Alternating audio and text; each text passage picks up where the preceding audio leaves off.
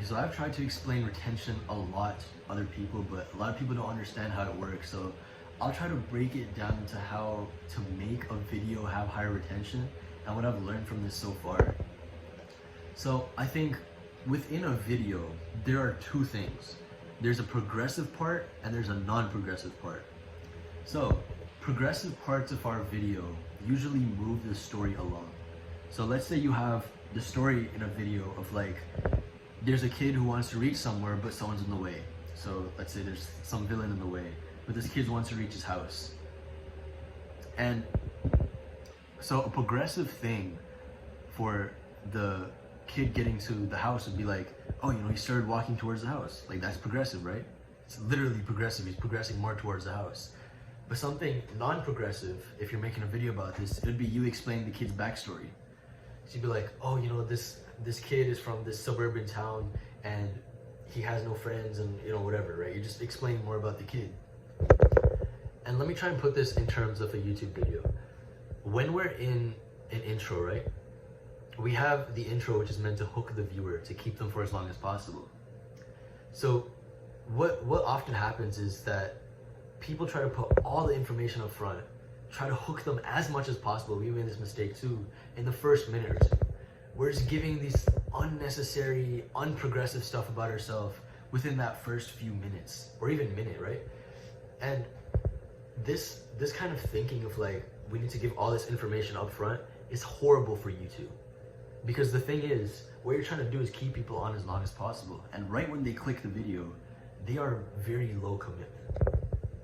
So I'll give you a concept, right? If you're watching a YouTube video, there's one 10-minute video and there's one 1 hour long video.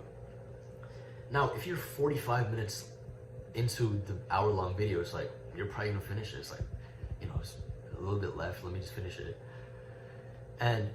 But with a 10-minute video, if you're like 3 minutes in, it's like, oh, this is not, I guess, all right, let me just leave. It's kind of boring. It's a time investment. That's the difference between the two. And what's happening here is that when you start the intro, right, it's often non-progressive. You're not really progressing anything with the intro.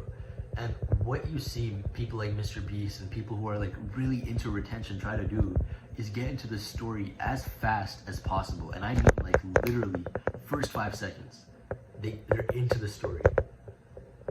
Like, for example, I watched Mr. Beast's video on, he had like train versus giant pit, something like that.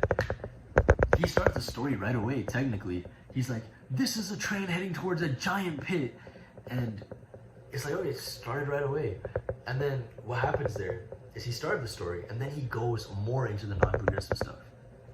So let's think of this in terms of blocks. Is there any way I can explain this? Okay, let's say I have yogurt. I'll explain it with yogurt.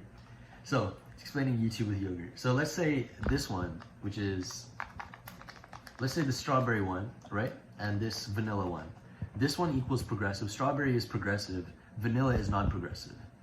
What you're trying to do, usually within a video, is you're trying to make it so that the progressive is ahead of the non-progressive. So this is the start of the video. This side is the start of the video.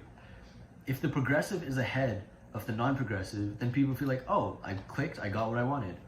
But if you have the non-progressive instead, and you have a bunch of non-progressive, let's say there's a bunch of non-progressive stuff here, people click, they're like, oh, this is not what I clicked for, like, I don't really want this. It's like, let me click off, right? This is why people lose a lot of retention. But if you have a progressive, right, which is something that, I threw this giant train into a pit, right, something like that. It's like, that's what they clicked on, that was the thumbnail. And then it's a bit of non-progressive, like, and now we're gonna also blow up a house, we're gonna throw fireworks in here, a bunch of other stuff. But first, let's go to the giant pit. And then he throws the train into the pit, right? So it's kind of like progressive like that, which is what they're trying to do. They're trying to start the story as fast as possible, limit the amount of non-progressive stuff that's within the story, and make it so that you can keep the retention for as long as possible.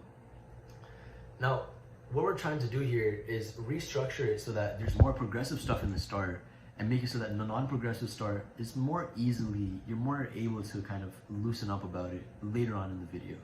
Because remember that concept of like, if you have an hour-long video, 45 minutes and you're like, oh, okay, let me just finish it. It's like you can be more non-progressive during those parts. Or even if you have a 10-minute video, they've already watched 7 minutes, like, oh, it's 3 minutes left. Like, they probably have a reason to watch. You can be a bit more non-progressive.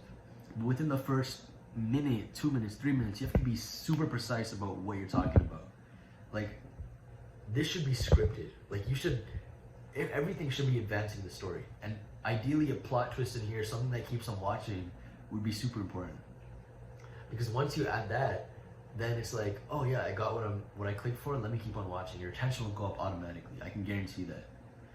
If you do that, plus keep it intense, plus heighten their emotions, I can guarantee your retention within the first 30 seconds or even minute will just fly up.